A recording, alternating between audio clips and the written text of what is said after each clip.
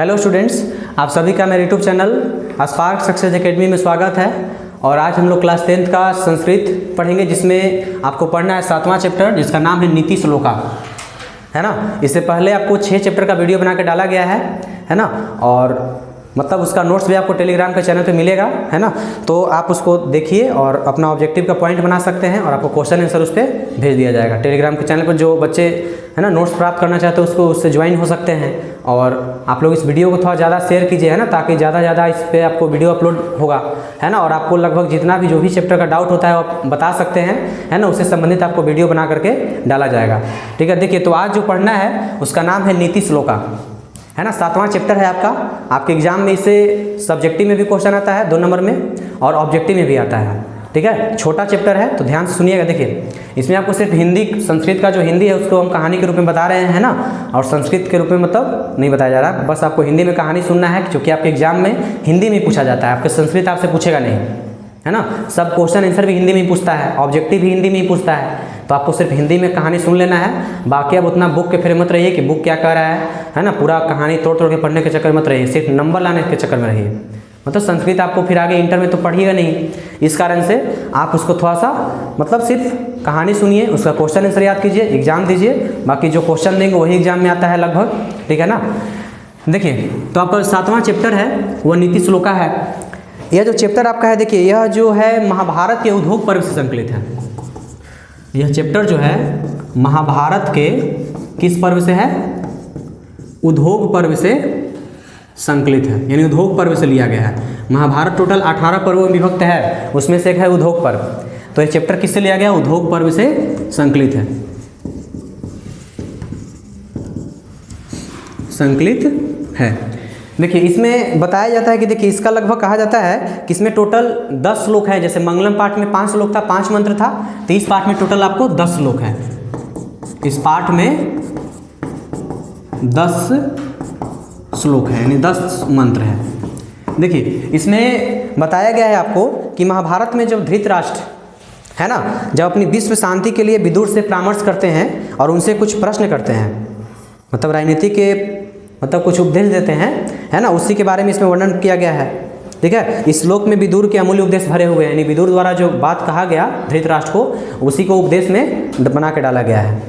तो देखिए, बताया जाता है कि देखिए पहला जो उपदेश है इसमें कहते हैं कि जिसके कर्म को, है ना, जिसके कर्म को सर्दी, गर्मी, भय, संपन्नता अथवा विपन्नता बाधा नहीं डालता है, उसे पंडित कहा जाता है। यानी जो व्यक्ति, मतलब पंडित उस व्यक्ति को कह सकते हैं जो मतलब, है ना, जिनके कर्म को ना सर्दी से खतरा हो, ना गर्मी से, ना भय से, ना क्रोध से, ना ही संपन्नता, ना विपन्नता कोई बाधा डाले, उसे क्या कहेंगे? उन्हें पंडित उन्हें कहेंगे। दूसरा कि जो, है ना, मतलब जो सभी जीवों के तत्व को, जो सब मतलब जो सभी जीवों के आत्मा के रहस्य को जानते हैं, है ना, और सभी कर्मों के योग को जानते हैं, मनुष्यों में सभी उपाय जानते हैं, उन्हें ही पंडित कहा जाता है। मतलब सभी जीवों के आत्मा के रहस्य को जानते हैं, उनके आत्मा में चल क्या रहा है ना, सभी कर्मों के योग को जानते हैं, या कह सकते हैं जो, है ना, मतलब जो सभी कर्मों के योग को जानते हैं या मनुष्य में सभी उपाय जानते हैं, उन्हें क्या कहेंगे? पंडित। तो आपके एग्जाम में क्वेश्चन है कि पंडित किसे कहा जाता है, तो लिखना यही है ना, कि जिनके कर्म को सर्दी, गर्मी, है ना, भय, भावुकता, संपन्नता, विपन्नता बाधा नहीं डालता है, तथा जो मनुष्य में सभी उपाय जानते हैं, है ना, मनुष्य मतलब जीवों के आत्मा के रहस्य को जानते हैं, मनुष्य में सभी कर्म के योग को जानते हैं, उन्हें क्या कहते हैं? पंडित कहते हैं। जो तीसरा उपदेश दिया गया इनमें, उसको कहा गया कि जो व्यक्ति बिना बुलाए हुए आता है ना, और मतलब जो व्यक्ति बिना बुलाए किसी के यहाँ जाता है या आता है ना, जो बिना पूछे बहुत ज़्यादा बकबक करता है, बोलता है ना, उसे क्या कहेंगे? मतलब, और जो अविश्वसनीय पर विश्वास कर लेता है बार बार, जो विश्वास के लायक नहीं है लेकिन बार बार कोई इस पर विश्वास कर ले रहा है, तो उसे क्या कहेंगे? मूर्ख कहेंगे, है ना। या इसको संस्कृत में कहा जाता है मूढ़चेता नराधम, मूढ़चेता नराधम। तो क्वेश्चन आएगा आपके एग्जाम में कि मूढ़चेता नराधम से आप क्या समझते हो, तो लिखना यही है कि जो व्यक्ति बिना बुलाए हुए किसी के यहाँ जाता है, बिना पूछे बहुत बकबक करता है, या जो अविश्वसनीय पर विश्वास करता है, उसे कहा जाता है मूर्ख या मूढ़चेता नराधम कहा गया है।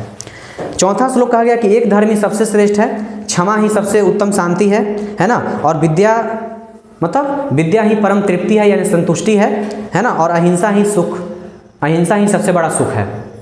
कहने का मतलब है कि एक धर्म सबसे श्रेष्ठ धर्म है, किसी भी धर्म को मानिए, एक धर्म को मानिए, है ना। और अगर आपको सबसे बड़ा शांति खोजना है तो क्षमा, किसी को मतलब माफ़ करके देखिए, है ना, क्षमा करके देखिए तो सबसे शांति है। उसके बाद अगर सबसे ज़्यादा संतुष्टि है तो विद्या से है ना, विद्या ग्रहण कीजिए तो आपको ज़्यादा संतुष्टि मिलेगा। दूसरा कि जो है ना मतलब अहिंसा, जो सबसे बड़ा सुख है वो अहिंसा है, यानी कि मतलब बिना लड़ाई झगड़ा किए हुए, बिना वाद विवाद के रहे, है ना, सबके साथ एकता के भाव में मिलजुल के रहना ही सबसे बड़ा क्या है, सुख है। क्योंकि लड़ाई झगड़ा या वाद विवाद करके रहिए तो ज़्यादा ही आपको मतलब समस्या आएगा, उत्पन्न होगा। तो अहिंसा क्या है, अहिंसा सबसे बड़ा सुख माना गया है। तो याद रखिएगा, है ना। क्या क्या बोला गया इसमें कि एक धर्म सबसे श्रेष्ठ है और सब, है ना, क्षमा ही सबसे उत्तम शांति है। क्या है, क्षमा ही सबसे उत्तम शांति है।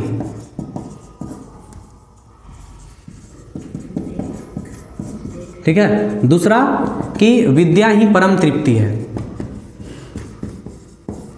विद्या ही परम तृप्ति है और अहिंसा ही सबसे बड़ा सुख है, यानी कि बिना हिंसक हुए जीवन जीना ही मतलब सबसे बड़ा जीवन का सुख है ना। कभी किसी से ना वाद विवाद करना, लड़ाई झगड़ा करना ही सबसे बड़ा क्या है, सुख है। अहिंसा ही सबसे बड़ा सुख है। इसके बाद आपका जो अगला श्लोक है उसमें बताया गया है कि नरक के 3 द्वार हैं, है ना। नरक के कितने द्वार हैं, 3 द्वार। तो याद रखिएगा, नरक के 3 द्वार हैं। कौन कौन, तो काम, क्रोध और लोभ। काम, क्रोध और लोभ। तो पूछा कि नरक के कितने द्वार हैं, तो 3, काम, क्रोध और लोभ, है ना। जब मतलब मानव जीवन में जब इसका तीनों जब ज़्यादा हद से ज़्यादा होने लगता है तो समझिए वो नरक के ही समान है ना। मतलब काम, क्रोध और लोभ को मतलब एक लिमिट में बैलेंस यानी संतुलित करके चलना चाहिए। ठीक है। तो नरक कितने द्वार हो गए, 3। उसके बाद कहा गया कि जो व्यक्ति ऐश्वर्य चाहता है, यानी जो व्यक्ति अपने जीवन में तरक्की चाहता है, तो ऐश्वर्य चाहने वाले व्यक्ति को अपने जीवन में 6 दोषों को त्याग देना चाहिए। कितने दोषों को, है ना, कितने दोषों को त्यागना चाहिए, 6। तो ये भी लिख लीजिएगा कि ऐश्वर्य चाहने वाले यानी कि तरक्की चाहने वाले व्यक्ति को 6 दोष त्याग देना चाहिए, है ना। कौन कौन, तो देखिए निंद्रा है, निंद्रा का मतलब ज़्यादा नहीं सोना, है ना। तंद्रा, है ना, क्या है, तंद्रा। ठीक है। उसके बाद डर यानी भय, क्रोध, आलस्य और दीर्घ सूत्रता, और दीर्घ सूत्रता। यही लगभग आपका जो 6 है ना। मतलब अगर जिन व्यक्तियों को अपने जीवन में ज़्यादा तरक्की प्राप्त करना है तो 6 दोष मतलब 6 दोष को त्यागना पड़ेगा। कितने दोष को, 6 दोष को। कौन कौन, निंद्रा यानी ज़्यादा सोना नहीं चाहिए, नींद पे कंट्रोल। तंद्रा यानी किसी भी काम से उबिए मत, है ना, लगातार उसको कंटिन्यू कीजिए। भय यानी डर नहीं होना चाहिए। क्रोध यानी गुस्सा। आलस्य यानी किसी काम में आलसीपन या आलस्य नहीं दिखाना चाहिए, जैसे आपको चतुर्थ मतलब तीसरा चैप्टर बताया गया था आलस का था। और दीर्घ सूत्रता यानी किसी भी काम को देर से करने का आदत नहीं लगाना चाहिए। तो किसी व्यक्ति को ऐश्वर्य प्राप्त करना है तो कितने दोषों का त्याग देना पड़ेगा, 6 दोष को। निंद्रा, तंद्रा, भय, क्रोध, आलस और दीर्घ सूत्रता, है ना। इन 6 दोष को त्याग दीजिए तो जीवन में सफलता मिल ही जाएगा। देखिए दूसरा कि अगला जो कहा गया है कि सत्य से धर्म की रक्षा होती है, सत्य से धर्म की रक्षा होती है। अगर आप सत्य, है ना, सत्य बोल रहे हैं तो आपके धर्म का रक्षा हो रहा है, रक्षा होती है। उसके बाद बोला गया है कि अभ्यास से विद्या की रक्षा होती है, यानी कि जितना अभ्यास कीजिए विद्या उतना ही ज़्यादा आएगा, है ना। अभ्यास से विद्या की रक्षा होती है, ठीक है ना। और तीसरा है आपका श्रृंगार से रूप की रक्षा होती है, श्रृंगार से रूप की रक्षा होती है। जितना मेकअप कीजिए सब रूप का रक्षा होगा, ठीक है ना। तो श्रृंगार से किसका रक्षा होता है, रूप का रक्षा होता है, ठीक है। सत्य से धर्म की रक्षा, अभ्यास से विद्या का रक्षा, यानी कि अगर कोई चीज़ आपको नहीं आ रहा तो उसको बार बार अभ्यास कीजिए, है ना, वो आपको आने ही लगेगा। श्रृंगार से रूप की रक्षा होती है और अच्छे आचरण से, है ना, अच्छे आचरण से कुल की रक्षा होती है। अच्छे आचरण से कुल की रक्षा होती है। कुल यानी कि परिवार, है ना, अगर आपका आचरण अच्छा है तो आपके परिवार का पहचान बनेगा, कुल की रक्षा होती है।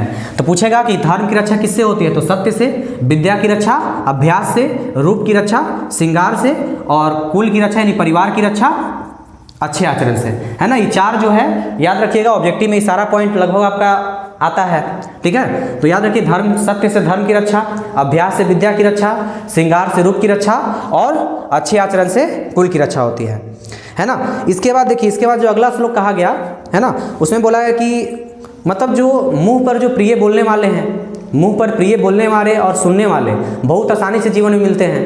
यानी आपके बारे में जो अच्छाई करे या मतलब अच्छे सुनने वाले लोग बहुत जल्दी मिलेंगे, लेकिन अप्रिय और सही, है ना, यानी कि अपने बारे में गलत सुनने वाले और आपके बारे में सच्चाई बताने वाले लोग बहुत कम मिलते हैं, है ना। मतलब जो भी मिलेगा मुंह पे बड़ा ही करेगा, है ना, आपको गलत काम में भी मतलब उत्साहपूर्वक साहस बढ़ाएगा, लेकिन आपके बारे में सही कभी बताने वाला जल्दी नहीं मिलता है। तो इसमें ये भी बताया गया है कि मतलब जीवन में, ठीक है ना, जीवन में प्रिय बोलने और सुनने वाले आसानी से मिल जाते हैं, लेकिन अप्रिय और सही सुनने वाले व्यक्ति आसानी से नहीं मिलते हैं। इसके बाद है कि, है ना, अगला है कि स्त्रियां जो होती है, अगला उपदेश में कहा गया है कि स्त्रियां घर की लक्ष्मी होती है ना, जिससे परिवार की प्रतिष्ठा बढ़ता है और मतलब यह महापुरुषों को जन्म देने वाली होती है ना। तो इस कारण से कहा गया है कि स्त्रियां विशेष रूप से रक्षा करने के योग्य होती है, ठीक है ना। तो इसमें बताया गया स्त्रियां घर की लक्ष्मी होती है, महाभाग्य शालिनी पुण्यमयी होती है ना, और यह महापुरुषों को जन्म देने वाली होती है, और इससे मतलब स्त्रियों की रक्षा करने से घर का प्रतिष्ठा बढ़ता है, इसलिए स्त्रियां क्या है, विशेष रूप से रक्षा करने योग्य है। एक लास्ट इसमें कहा गया है कि विनम्रता जो है बदनामी को दूर करता है, ठीक है, पराक्रम अनर्थ को दूर करता है, क्षमा क्रोध को दूर करता है ना, और अच्छा आचरण बुरी आदतों को दूर करता है। अगर आपके अंदर विनम्रता है तो मतलब आपकी बदनामी को दूर कर सकता है ना, यानी अगर आपसे कुछ गलती हुआ तो विनम्र रहना सीखिए, है ना, आपके बदनामी को दूर कर देगा। दूसरा है कि पराक्रम अगर है, यानी कि पौरुष से है, तो आपके अनर्थ को मारता है, जो भी गलत होने वाला है उसको भी खत्म करने का पराक्रम होना चाहिए। तीसरा है कि क्षमा जो है क्रोध को मारता है, यानी कि अगर आप में ज़्यादा गुस्सा का भावना है तो क्षमा देने का साहस लाइए, है ना, मतलब माफ़ करने भी बताए हैं कि क्षमा ही सबसे उत्तम शांति। अगर जीवन में सबसे बड़ा शांति खोजना है तो किसी को क्षमा करके देखिए, आपको जीवन का सबसे बड़ा शांति प्राप्त होता है। इसके बाद अच्छा आचरण बुरे लक्षणों को मारता है। ये सब याद रखिए, बुरे लक्षण कैसे नाश होता है, अच्छे आचरण से। तो इस चैप्टर में लगभग आपका इतना ही है, जिसमें समझ गए कि महाभारत को दो पर्व से संकलित है ना। इसमें पंडित किसे कहा गया, तो जिसके कर्म को ना सर्दी, गर्मी, भय, संपन्नता, विपन्नता तथा जो मनुष्य मतलब जो प्राणियों के आत्मा के रहस्यों को जानते हैं, मनुष्य में सभी कर्मों के योग को जानते हैं, मनुष्य में सभी उपाय को जानते हैं, उन्हें क्या कहते हैं, पंडित कहते हैं। दूसरा कि बताएं यहाँ पे जो व्यक्ति बिना बुलाए हुए किसी के यहाँ जाता है, बिना पूछे बहुत ज़्यादा बकबक करता है या अविश्वसनीय पर विश्वास करता है, उसे मूर्ख कहा गया है या मूढ़चेता नराधम कहा गया है। तीसरा समझे कि नरक के कितने द्वार हैं, 3, काम क्रोध और लोभ। जीवन में इन 3 चीज़ पे मतलब हमेशा संतुलन बैठा के चलिए, है ना। काम अपने एक लिमिट में होना चाहिए, क्रोध कहाँ करना है, कितना करना है, किसके सामने करना है, ये भी होना चाहिए। लोभ, है ना, लोभ कभी नहीं होना चाहिए, है ना, किसी भी चीज़ से ज़्यादा लोभ या मोह माया से दूर रहिए। तीसरा जो आपका है, लगभग कहा जाता है कि अगर किसी व्यक्ति को तरक्की पाना है तो अपने जीवन में 6 दोषों को त्यागना पड़ेगा, निंद्रा, तंद्रा, भय, क्रोध, आलस्य और दीर्घ सूत्रता। उसके बाद बताया गया कि सत्य से धर्म का रक्षा होगा, अभ्यास से विद्या की रक्षा होती है, श्रृंगार से रूप का रक्षा होता है, और अच्छे आचरण से कुल यानी परिवार का रक्षा होता है। इसको वंश भी कह सकते हैं, वंश या परिवार। तो याद रखिएगा, पूछेगा कुल की रक्षा या वंश की रक्षा या परिवार की रक्षा किससे होता है, तो अच्छे आचरण से। रूप की रक्षा तो जगत है, सब जान रहा है। विद्या की रक्षा अभ्यास से, और धर्म की रक्षा सत्य से, ठीक है ना। तो लगभग इसमें आपका, है ना, एक पॉइंट और बताए थे कि जो मुंह पर प्रिय बोलने वाले और सुनने वाले आसानी से मिल जाएंगे, लेकिन सही और, है ना, मतलब आपके बारे में सही बोलने वाले और अपने बारे में सही सुनने वाले बहुत कम व्यक्ति मिलेंगे, ठीक है। फिर बताया कि स्त्रियां घर की लक्ष्मी होती है, पुण्यमयी होती है, महाभाग्य होती है, शालिनी होती है, महापुरुषों को जन्म देने वाली होती है, इसीलिए यह विशेष रूप से मतलब पूजनीय है और रक्षा के योग्य है, ठीक है ना। तीसरा है कि लास्ट बताया आपको कि विनम्रता जो है बदनामी को दूर करता है, पराक्रम अनर्थ को दूर करता है, ठीक है, क्षमा क्रोध को दूर करता है, और अच्छा आचरण बुरे लक्षणों को दूर करता है। तो इस तरीके से आपका जो चैप्टर है, जो मतलब सबसे जो इंपॉर्टेंट है, आपको संस्कृत में लगभग टोटल आपको 13 या 14 चैप्टर पढ़ना है, 13 चैप्टर। इसमें आपका हर चैप्टर बहुत ज़्यादा महत्वपूर्ण है ना। इसमें हर चैप्टर से क्वेश्चन आएगा ही आएगा।